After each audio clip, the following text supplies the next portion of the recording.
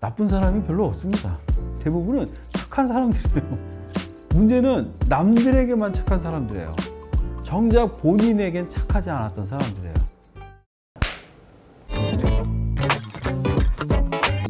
자녀와 부모의 관계는 애착과 분리의 관계예요. 어린 시절에 엄마 아빠와 이렇게 애착 관계를 형성하고 그 다음엔 분리해요. 마치 이 두 가지가 두 날개예요. 이 두 날개가 잘 작동하면 자녀는 자기 인생을 멋지게 날 수 있습니다. 언제나 문제는 분리가 안 되는 거예요. 소위 마마보이라든가 뭐 마마걸들이 있긴 하지만 사실 현장에서 보면 자녀와 분리가 안 되는 건 자녀가 아니에요. 부모입니다.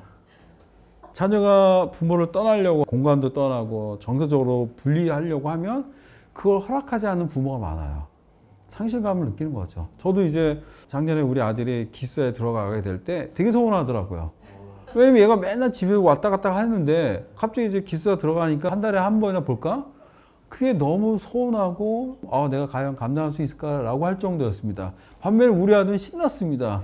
네, 자취방 지가 뭐 다 꾸미고 뭐 거의 럭셔리예요, 럭셔리. 그 안에 뭐 오만 거 다 갖다 놓고 뭐 호텔처럼 전등까지 설치하고 신이 났어요.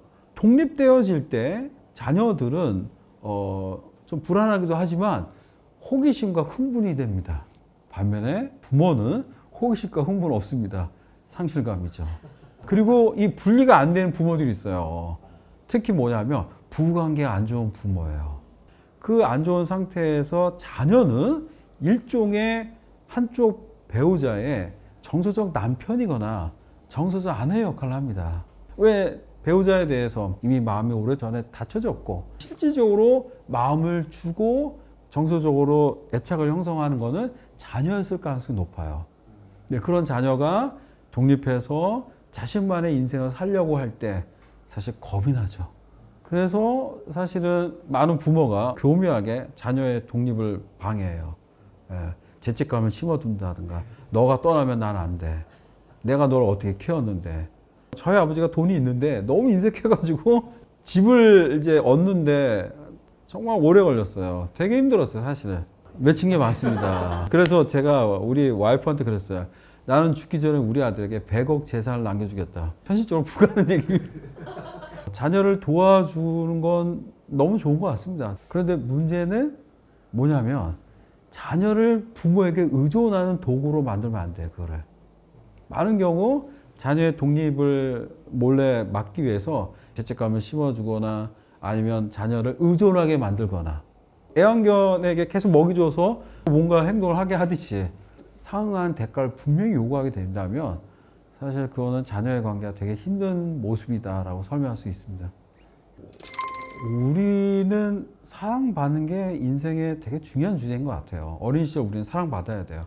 성인의 삶 속에서도 누군가 나에게 사랑해 줄 사람이 필요합니다. 그리고 내가 또 사랑할 사람이 필요해요. 자, 그런데 사랑에 또 다른 말이 있는 것 같아요. 그게 인정이에요. 이 풍선이라고 볼 수 있어요. 풍선을 하면 바람이 계속 샙니다. 그 풍선을 빵빵하게 유지하려면 어떻게 해야 돼요? 계속 헬륨가스를 넣어야 돼요. 조금씩. 바로 우리의 자존감도 계속 바람이 샙니다. 네. 어떤 이제 작은 상처라든가 어떤 좌절 속에 계속 그 자존감의 풍선이 좀 바람이 새요. 이거를 빵빵하게 유지시킬 수 있는 게 뭐냐면 가족관계든 자녀관계든 사회적으로 어떤 식으로 인정을 받게 되는 거예요. 문제는 뭐냐면 인정은 내가 하는 게 아니라 언제나 남이 하는 거잖아요. 그리고 늘 남의 칭찬과 남의 뭐 좋은 피드백, 나를 좋게 보는 그 모든 것에 나의 인정의 욕구가 의존된다면 내 삶은 정말 황폐해집니다. 네. 그러다 보면 어떠냐면 내 자신을 돌보지 못하게 되어져요. 남이 원하는 모습은 해요. 인정받으려고. 하지만 나를 돌보지 못하게 되어지죠. 인정 자체는 되게 좋지만 너무 과하게 거기에 매달리지 않길 바라죠. 사실 이제 저 같은 상담사들에게 오시는 분들의 상당수가 나쁜 사람이 별로 없습니다. 대부분은 착한 사람들이에요. 문제는 남들에게만 착한 사람들이에요. 정작 본인에겐 착하지 않았던 사람들이에요. 너무 지나치게 타인의 인정에 기대게 되어지면 내 자신에게 너무 나쁘게 되어집니다. 그 부분을 우리가 좀 이제 알아야 된다라고 말씀드릴 것 같아요.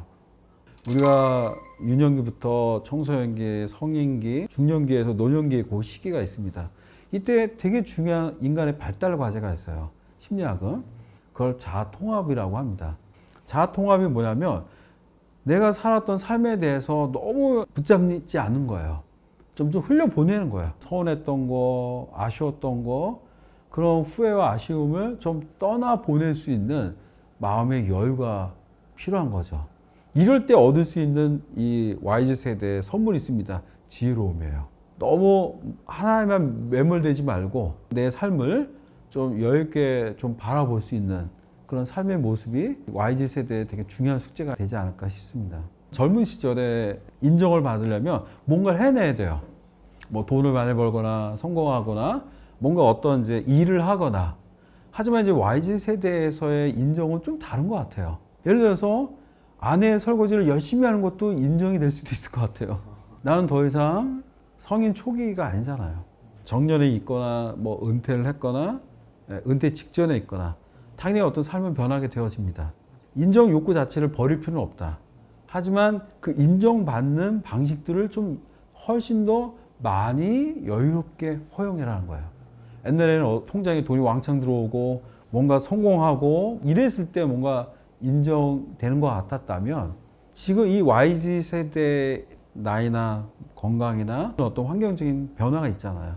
그 변화에 맞는 인정의 항목들을 좀 넓게 좀 만들어내라.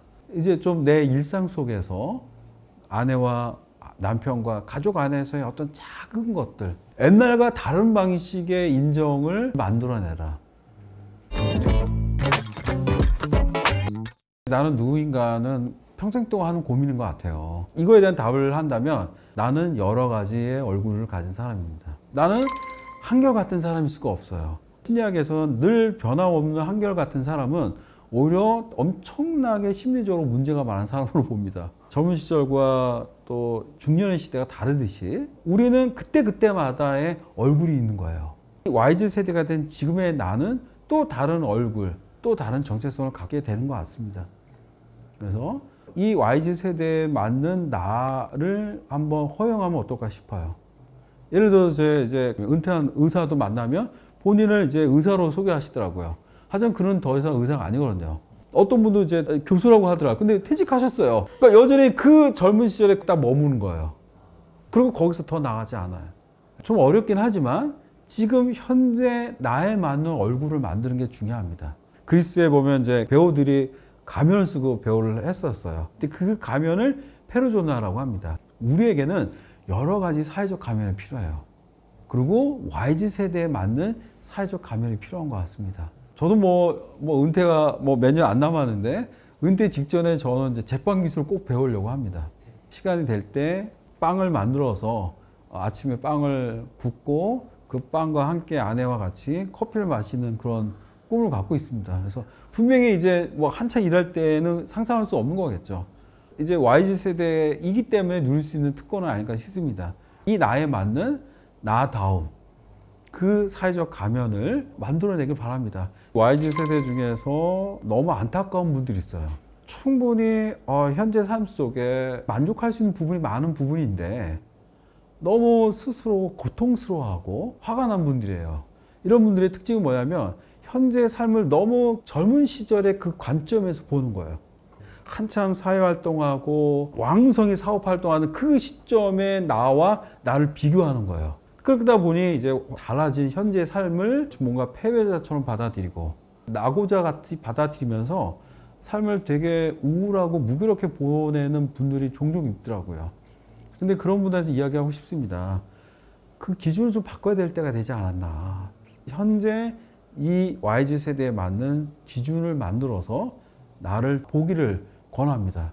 젊은 시절 도저히 할 수 없었던 삶의 모습을 추구할 수가 있거든요. 저는 철학자 니체가 했던 말을 늘 내 가슴에 품습니다.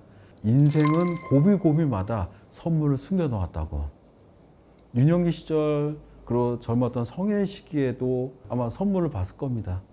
때로는 힘들었지만 기적같이 찾아왔던 작은 선물들, 그 선물 덕분에 지금까지 살아왔겠죠. YZ세대 안에도 인생이 만들어 오는 선물이 있습니다. 그 선물을 여러분들이 유심히 관찰하시고 또 그걸 발견해 내기를 바라겠습니다. 너무 지난날 젊은 시절의 관점과 시각으로만 나를 보지 마시고 좀 느긋하게 우리 자신을 봤으면 좋겠습니다.